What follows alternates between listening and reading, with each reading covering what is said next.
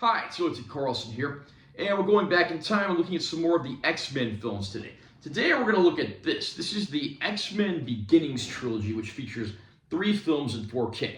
X-Men First Class, X-Men Days of Future Past, and X-Men Apocalypse. I'm going to unbox this release and I will share my opinion. Nice cover art there with our younger versions of the mutants that we were introduced to in this trilogy. Top of the box, bottom of the box, spine text, side of the spine of the packaging. Inside here, we pretty much have the same artwork. And in here we have our disc. This, of course, originally would have come with a digital copy, but I don't have that anymore. Blu-ray and 4K of X-Men First Class. Blu-ray and 4K of X-Men Days of Future Past. And then we have X-Men Apocalypse on Blu-ray and 4K. I'll read the description of these movies as follows from the package. Witness the origins of your favorite X-Men, including Professor X and Magneto, in this beginnings trilogy of X-Men First Class, X-Men Days of Future Past, and X-Men Apocalypse. In X-Men First Class, young Charles Xavier and Eric Lensher meet for the first time and join forces to stop nuclear war. Then, in X-Men Days of Future Past, a ferocious battle rages across timelines as the X-Men must travel back to reshape history. Finally, the world's first and most powerful mutant awakens to destroy the planet in X-Men Apocalypse. In the late 2000s, early 2010s, the X-Men series was not really in a good place. X-Men The Last Stand and X-Men Origins Wolverine did not get great reviews, so it was time to reboot this franchise, or at least do something in a different timeline, sort of giving the filmmakers some leeway. In came filmmaker Matthew Vaughn, who had previously made the superhero film Kick-Ass. He, of course, would later go on to make the Kingsman movies as well. X-Men First Class was the first in this trilogy, and it rebooted the characters in fine form. I had my doubts as to whether I wanted to see anyone besides Patrick Stewart and Ian McKellen play Professor X and Magneto, respectively, but James McAvoy and Michael Fassbender very quickly changed my mind. Fassbender, in particular, quickly became my favorite actor in the X-Men trilogy. Of course, Ian McKellen was a tortured, soulless Magneto in the older movies, but with Michael Fassbender's take on the character, you really start to see the pain that he's suffered and what made him the way he is, and it almost makes the character more sympathetic, even if some of his actions are quite villainous. The young version of Professor X, played by James McAvoy, is also excellently done. We get to see a younger, more naive version of this character, maybe a little more idealistic, and one who, in X-Men First Class, likes to go to bars and use his technical talk to try to pick up women, which is actually quite hilarious. We also get some other great young actors playing some of these parts, including Nicholas Hoult as Beast, a pre-Hunger Games Jennifer Lawrence portraying Mystique, and then plenty of other actors as well, including Zoe Kravitz and Caleb Landry Jones. We even get, in First Class, Kevin Bacon portraying the villain Sebastian Shaw, who does a surprisingly good job.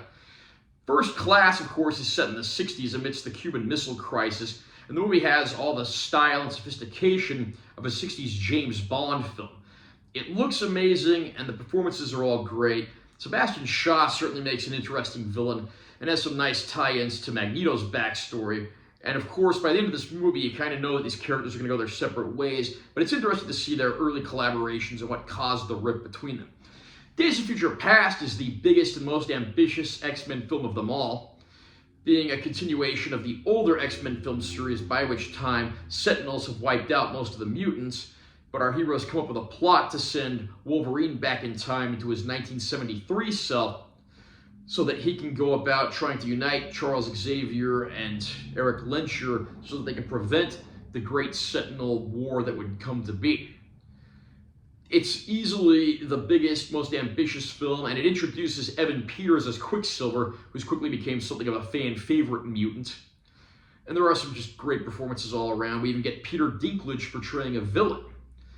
It is quite possibly my favorite film in the X-Men series. We get to see both the older and the younger versions due to the branching plot that this movie goes off into. X-Men Apocalypse had a lot of potential, giving us Oscar Isaac portraying Ensaba Noor, aka Apocalypse, the first ever mutant known to man.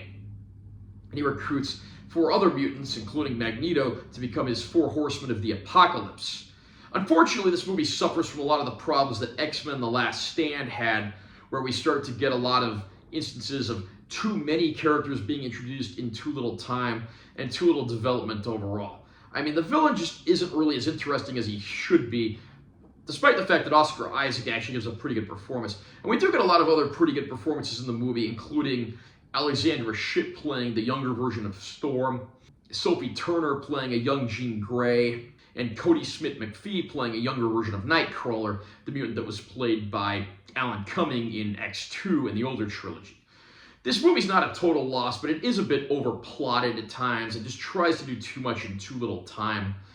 A storyline this ambitious really should have taken up more than one film. That said, I certainly don't hate X-Men Apocalypse.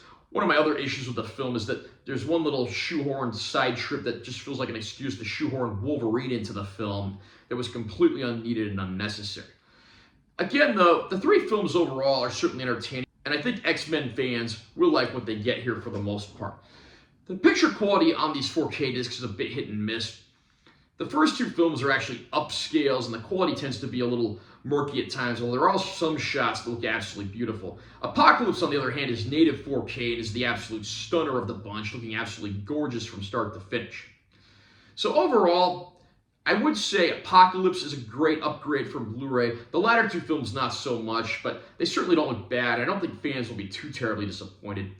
We do get the films on Blu-ray, which do include some of the EPK-type bonus features, but some of the additional discs from older sets aren't included here, so you're not necessarily going to get every single bonus feature that exists. There's at least some stuff here for you to check out, so that's at least worth mentioning. If you're an X-Men fan and you want to get these movies, this set is fairly affordable, and you get 3 movies in one pretty convenient package.